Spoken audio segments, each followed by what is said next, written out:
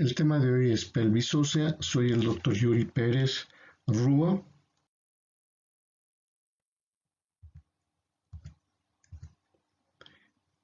En el proceso fisiológico del parto intervienen tres elementos primordiales. El útero, que es el elemento que va a contener al móvil fetal y que es el primer elemento, como lo vamos a ver acá. El segundo elemento es el canal del parto y el tercer elemento es el móvil fetal. A su vez, el conducto del parto está formado por dos tipos de estructura.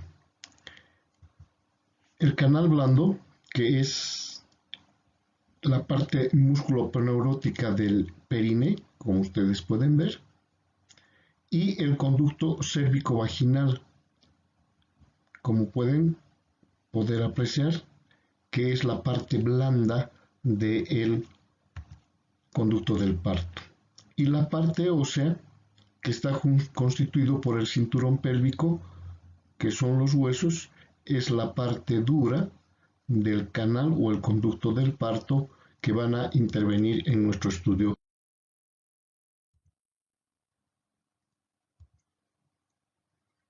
A su vez, este cinturón pélvico está compuesto por huesos y está compuesto o conformado por 4 huesos fundamentalmente. 2 huesos pares, los ilíacos, y 2 huesos impares, el sacro y el coxis. Podemos apreciar los 2 huesos pares, que es el sacro, que son el ilio,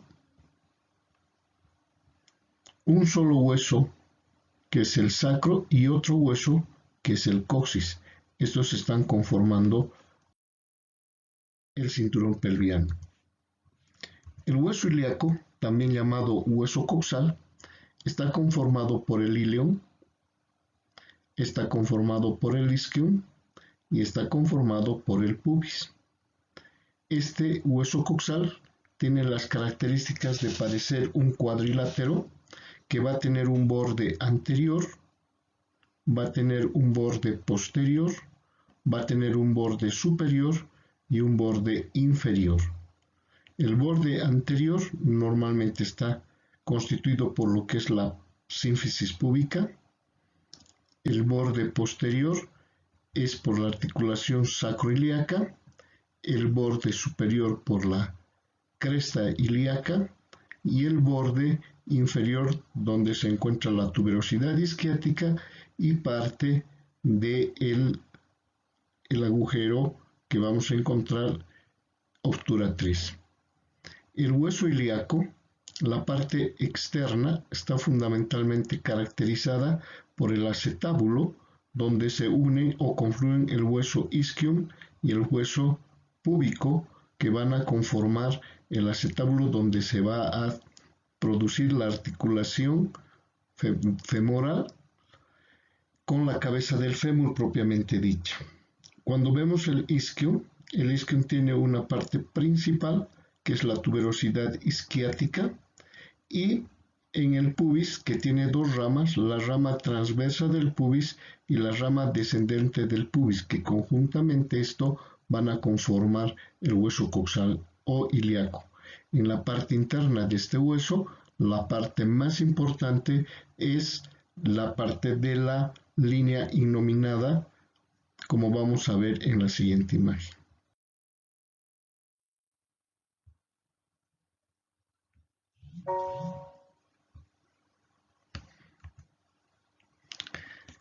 El sacro, que está compuesto por 5 vértebras fusionadas que van a conformar en su cara anterior una concavidad. Esta concavidad permite en su parte más inferior hacer la rotación de la cabeza fetal. El sacro es fundamentalmente determinar la característica a los lados que están conformadas por los alerones sacros. Los alerones sacros, que es importante, que van a unirse a los huesos ilíacos a través de su articulación. En la parte superior de este hueso, que tiene una forma piramidal de base invertida, con un vértice truncado, se va a unir a la quinta vértebra lumbar de la columna y por debajo se va a unir al coxis. Podemos apreciar los agujeros de conjunción por los cuales van a pasar los nervios sacros, que son importantes en el momento de hacer el examen de este hueso. La parte posterior del sacro está constituida por las vértebras que van a tener las apófisis espinosas y las apófisis transversas características del sacro. El coxis, un pequeño hueso que está fundamentalmente conformado por 3 a 4 vértebras también unidas, que tiene una forma casi también piramidal pequeña, que se va a unir en su parte de la base al vértice del sacro. Este hueso tiene la capacidad de hacer retropulsión o irse para atrás, que es una de las características que va a conformar en la formación de las. Dentro de las articulaciones que podemos tener en el cinturón pelviano, podemos ver acá la articulación sacroiliaca, podemos ver la articulación de la sínfisis púbica, podemos ver la articulación que une a la lumbar 5 y también la articulación sacrocoxígea. Estas articulaciones conforman el cinturón pélvico y que gracias a la relaxina, una hormona, llegan a tener una gran flexibilización, por lo cual estas articulaciones pueden tener ciertos movimientos. El sacro dice que tiene un movimiento de nutación y contranutación. Es el desplazamiento de este sacro en su parte del promontorio hacia adelante, que se llama en este caso nutación, y cuando el promontorio va hacia atrás, contranutación. En cambio, el coxis tiene un movimiento de retropulsión hacia atrás y este movimiento es el que va a originar la ampliación de los diámetros del estrecho inferior. ¿Cuáles son las características de la pelvis? La pelvis, como podemos ver, está dividida en dos. La denominada pelvis mayor o falsa, que está por encima del estrecho superior. Este es el estrecho superior, y todo lo que está por debajo del estrecho superior se denomina pelvis verdadera o pelvis menor. La pelvis mayor o pelvis falsa se denomina así porque en la parte anatómica que le corresponde, donde generalmente está gran parte del útero, donde se encuentran el intestino en su porción del colon sigmoide, además de ver los uréteres o el apéndice, que en algún momento también se encuentra, no participan en el trabajo del parto. Por lo tanto, no tiene mayor trascendencia el estudio de la pelvis mayor.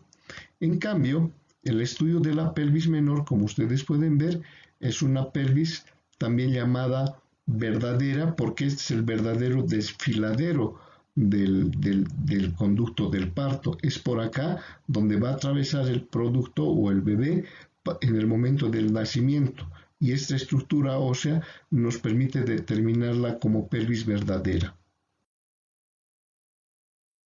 Los estrechos de la pelvis están conformados por dos estrechos, el estrecho superior y el estrecho inferior. Como podemos ver, el estrecho superior, aquel que divide la pelvis mayor de la pelvis menor, está conformado por el promontorio, por la articulación sacroiliaca,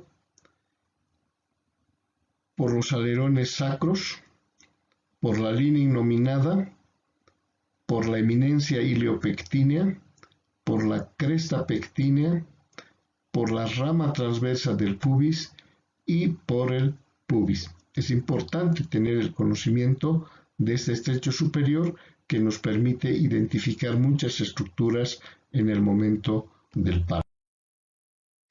En cambio, podemos ver el estrecho inferior, que si la vemos por debajo tiene una forma romboidal.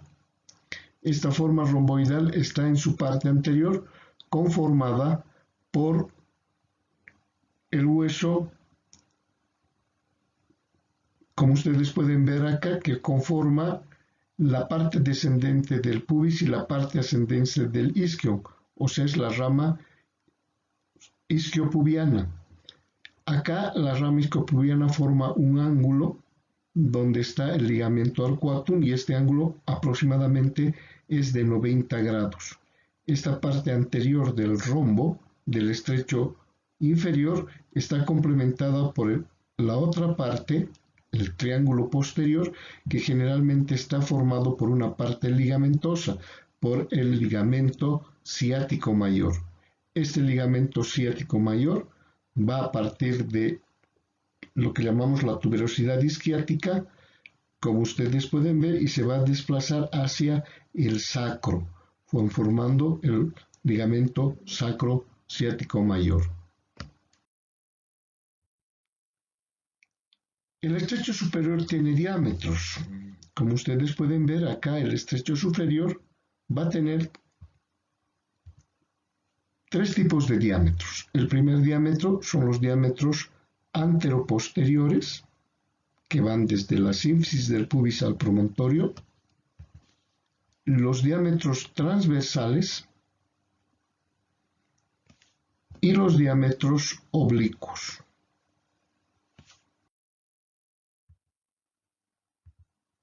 Vamos con los diámetros anteroposteriores. En los diámetros anteroposteriores vemos que todos se originan en el promontorio y que los tres van a ir a la sínfisis del pubis o al hueso púbico. El primero se llama conjugado anatómico, este es el conjugado anatómico, también diámetro promonto suprapúbico y tiene la medida de 11 centímetros. El segundo, que también sale del promontorio, va desde el mismo hasta la parte posterior de la sínfisis púbica, entre el tercio medio y el tercio inferior, denominado conjugado obstétrico, también diámetro promonto retropúbico, vera, diámetro angustia, y la multiplicación de estos nombres que tienen es porque es el diámetro más pequeño que tiene que atravesar la cabeza fetal. Luego tenemos el conjugado diagonal, que también va desde el promontorio hasta la parte inferior del pubis, también llamado diámetro promonto subpúbico y tiene un diámetro de 12 centímetros. También tenemos en el estrecho superior diámetros que son transversales y podemos identificar aquí tres diámetros transversales. El primer diámetro, también llamado transverso útil, se desplaza en un punto equidistante entre el promontorio y entre el pubis en la línea innominada que tiene una medida de 13 centímetros. Tenemos el diámetro transverso posterior, que generalmente está en la parte más profunda de la línea innominada y que tiene un diámetro de 13.5, pero no es importante este diámetro porque se encuentra muy pegado hacia el promontorio. También tenemos el diámetro anterior, que se va a desplazar entre las dos eminencias iliopectíneas, que tiene aproximadamente un diámetro de 11.5 y que tampoco no es importante porque está muy pegado hacia el pubis. Es por eso que este transverso medio también es llamado transverso útil. Los oblicuos o los transversos oblicuos tenemos dos. Tenemos el oblicuo derecho y el oblicuo izquierdo. El oblicuo derecho mide 12 centímetros, y el oblicuo izquierdo mide 12.5 centímetros. El oblicuo derecho, para determinar cuál es se tiene que empezar por la denominación de la eminencia iliopectínea derecha, que se desplaza hasta la articulación sacroiliaca izquierda. El oblicuo izquierdo se desplazará desde la eminencia iliopectínea izquierda hasta la articulación sacroiliaca derecha, y de esta manera podemos diferenciar al izquierdo. También en el estrecho inferior tenemos transversos, como también tenemos diámetros antero-posteriores.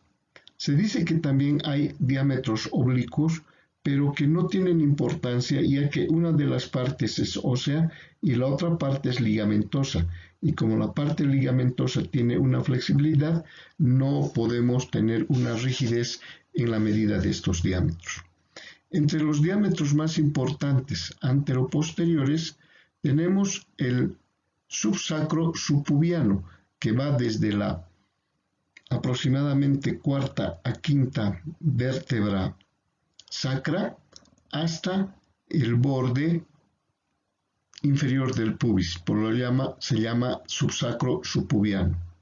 En cambio, el diámetro subcoxigio subpubiano va desde el borde inferior del coxis hasta el borde inferior del pubis, teniendo un diámetro aproximadamente de 9 centímetros que se puede retropulsar hasta llegar a un diámetro de 12 centímetros. Dentro de los transversos tenemos el transverso que va de una tuberosidad isquiática a otra tuberosidad isquiática y se denomina el diámetro biisquiático, que tiene aproximadamente un diámetro de 10.5 centímetros. En cambio, el diámetro biciático, que va entre las dos espinas ciáticas, tiene un diámetro aproximadamente de 11 centímetros.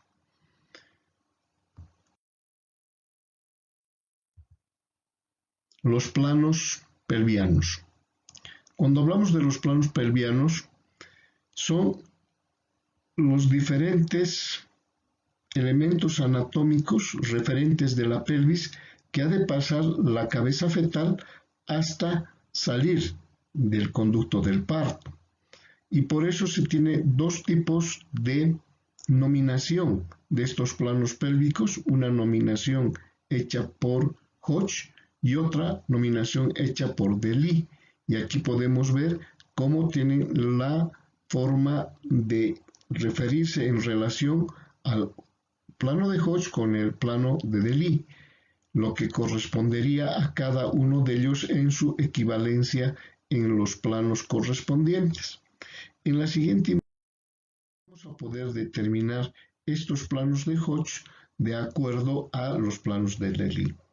El primer plano de Hodge va desde el punto del promontorio al borde superior del pubis, denominado primer plano de Hodge, equivalente al plano -4 de Delis.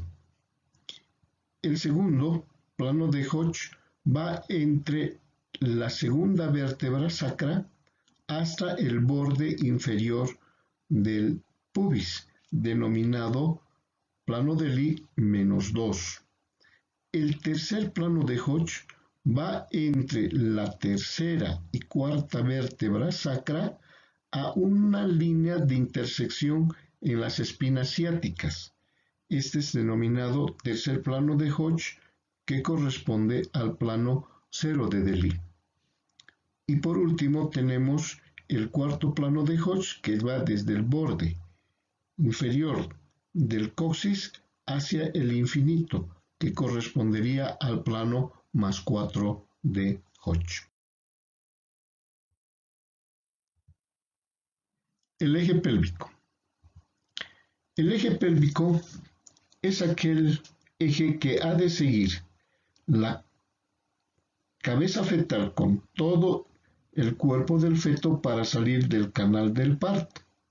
En esto nos muestra en esta figura que el ingreso al eje pelviano coincide con una línea perpendicular al estrecho superior, por lo que se va a denominar eje de entrada. El eje de salida corresponde a una línea perpendicular del diámetro subcoxigio subpubiano, y esta línea perpendicular va a ser denominada eje de salida. Si unimos la línea de entrada y la línea de salida, vamos a tener una forma cóncava, que es justamente el denominado eje pélvico. Si vemos en esta figura, se ingresa la cabeza fetal por el eje de entrada, entonces va a tener una salida hacia arriba, en este caso porque la mujer está echada. Si la mujer estuviera parada, entraría en forma vertical y luego saldría hacia adelante. Debemos tomar en cuenta entonces que este eje pélvico tiene una forma de concavidad anterior que nos permite ver o guiar cómo el móvil fetal va a desplazarse en el canal. Podemos ver en esta figura, muy interesante, cómo aquí el feto se acomoda a la derecha, el dorso, y el ingreso al eje pelviano, para el ingreso a la salida en forma vertical, es por el dorso derecho. Si nos fijamos en esta otra figura,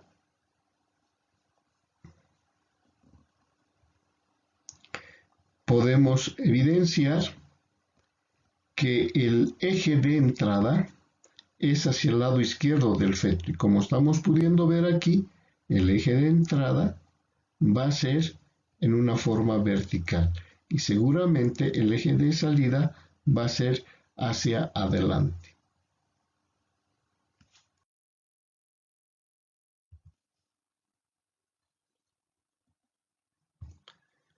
La pelvimetría. La pelvimetría es un medio que nos permite tener una idea de cuánto va a tener la forma y las dimensiones de la pelvis. Esta pelvimetría se realiza con la medición del pelvímetro de Baudeloc. Este es el pelvímetro de Baudeloc. Como ustedes pueden ver, es un compás que tiene una regla y que nos permite hacer la medida externamente de la pelvis materna. Por eso es que se ha denominado a esta formación pelvimetría externa. Esta pelvimetría externa nos permite tener 4 medidas. La primera medida es el diámetro biespinoso, que va entre las espinas anterosuperiores y que tiene una dimensión de 24 centímetros y es llamado diámetro biespinoso. Luego tenemos la bicrestal, que va desde una cresta ilíaca a la otra cresta ilíaca y tiene un diámetro de 28 centímetros. Tenemos el diámetro bitrocantéreo, que va desde un trocánter mayor hasta otro trocánter mayor, por lo que se denomina bitrocantéreo y tiene 32 centímetros. Y la cuarta se llama diámetro de Baudeloc, que mide 20 centímetros y que va desde la parte anterior del pubis hasta la parte posterior de la apófisis espinosa de la quinta lumbar. En estas diapositivas vamos a poder ver cómo se hace la medida con el pelvímetro de Baudeloc.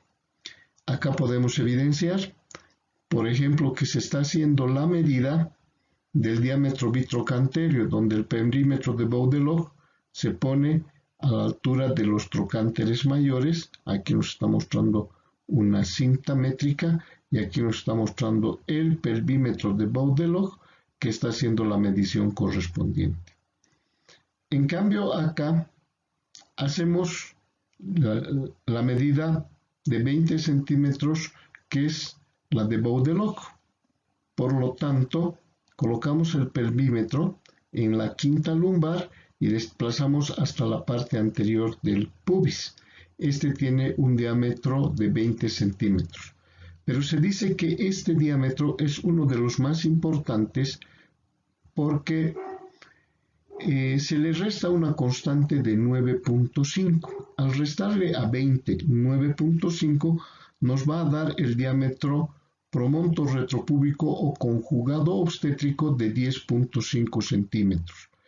Porque a esto se le está reduciendo este 9.5 la constante de lo que corresponderían a los huesos y las partes blandas, lo cual nos daría una referencia para el conjugado obstétrico. La pelvimetría interna, en cambio, se realiza para ver las características de la pelvis por medio del tacto. Para esto, nosotros tenemos que realizar el tacto en un momento en que la madre está llegando casi al término del embarazo o en el momento del parto, que nos permite evaluar la pelvis por maniobras de tacto que nos van a dar ciertas características. Para el tacto vaginal se introducen los dos dedos tratando de tocar el promontorio. Normalmente el promontorio no debería tocarse, pero si logramos tocar, nosotros con el dedo índice marcamos el lugar y una vez que retiramos la mano, esta parte medimos con una regla, lo cual nos daría un diámetro que aproximadamente va a ser el referente de 12. A este diámetro de 12 centímetros aproximadamente que marca el diagonal, se le restaría una constante de 1.5 que equivaldría a este grosor del pubis, que nos va a dar una idea aproximada del diámetro igual promonto retropúbico o conjugado diagonal de 10.5 que nos permite medir posteriormente el diámetro menor para ver si hay una asimetría en relación al tamaño de la cabeza. Es decir, nos va a permitir determinar si hay o no hay una desproporción cefalopélvica. En esta misma pelvimetría interna, con el tacto, podemos ir, como ustedes pueden ver acá, a ver la curvatura del sacro para determinar por movimientos que se hacen de los dedos, a determinar las paredes laterales de la pelvis buscando las espinas ciáticas, si serían o no serían muy prominentes como ven que se realiza acá, y también podríamos identificar el grosor del pubis para ver la altura y el grosor del mismo haciendo la pelvimetría interna. También nos permite ver el ángulo subpubiano. El ángulo subpubiano, como ustedes pueden ver, es entre 90 y 80 centímetros y se puede hacer la medición en esta forma con los dedos o con los pulgares para determinar el grado del ángulo subpubiano. Los ángulos pueden ser muy agudos o los ángulos normalmente normales que tienen de 90 grados en la pelvimetría interna que se realiza. La clasificación morfológica de las pelvis pueden dividirse en 4. Así tenemos una pelvis ginecoide, una antropoide, una androide y una platipeloide. Acá podemos ver una pelvis femenina ginecoide prácticamente circular, aunque algunos dicen que tiene una forma de naipe de corazón francés, por esta parte que sería un poco la entrada o reduciría la circular forma de la pelvis ginecoide, dándole una parte elíptica a raíz de esta entrada que es el promontorio. Y como podemos observar aquí, la pelvis ginecoide es una pelvis que nos va a permitir un parto prácticamente normal, donde coinciden todos sus diámetros en forma simétrica. En cambio, la pelvis antropoide, como ustedes ven, el predominio es del ángulo del diámetro antero-posterior y el ángulo subpubiano lo tienen prácticamente más reducido, pero vemos que el diámetro transverso es plenamente reducido. Si la vemos en forma lateral, la parte antero-posterior es bastante amplia en relación a la parte transversal de la pelvis. Es antropoide porque dicen que esta pelvis es parecida a la pelvis de mono o la ubican en algún momento ese tipo de pelvis. En cambio, la pelvis androide o pelvis parecida al del varón, generalmente tiene una forma triangular con un mayor espacio en la parte posterior y van confluyendo, en este caso, como ustedes ven, el ángulo subpubiano a través de las ramas púbicas y también de la línea nominada hacia adelante, dándole una impresión de que fuera triangular la pelvis. Esta pelvis se caracteriza por tener el ángulo subpubiano menor de 80, por lo cual, como ustedes pueden ver acá, es bastante amplia al entrar, pero en la parte inferior se reduce, lo cual puede producir a veces enclavamientos en la presentación. La pelvis platipeloide es una pelvis parecida a un plato en una forma muy elíptica, donde el diámetro transverso es mayor que el diámetro anteroposterior. Ustedes pueden ver cuán reducido está el diámetro anteroposterior con relación a la pelvis, por ejemplo, antropoide. Este es el que tiene mucho más reducido el diámetro anteroposterior. Como ustedes se fijan acá, el ingreso es bastante estrecho y la salida es bastante amplia según la clasificación morfológica. Las mujeres pueden tener pelvis ginecoides, antropoides, androides o platipeloides, pero también hay las formas mixtas. Una mujer que tenga una pelvis gineco-antropoide o puede tener androide platipeloide dependiendo de las características dinámicas que tienen las distintas formas pélvicas en las damas.